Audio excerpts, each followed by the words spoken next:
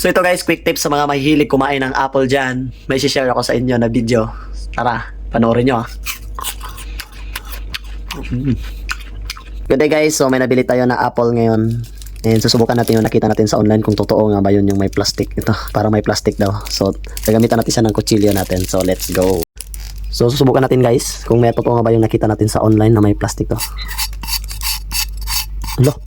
Alo, legit nga. Legit pala yan? Legit saan galing to? Ba't ba ito ng apple?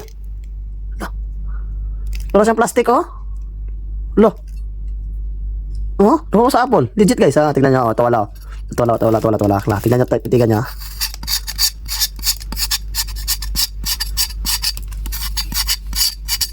Yun ang dami oh. Yun, nahulog siya oh.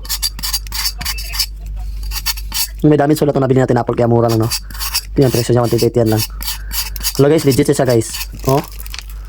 May nakuha talaga sa apple. So pagkakain kayo ng apple guys, I suggest balatan nyo na lang no kasi di natin alam kung anong chemical nito.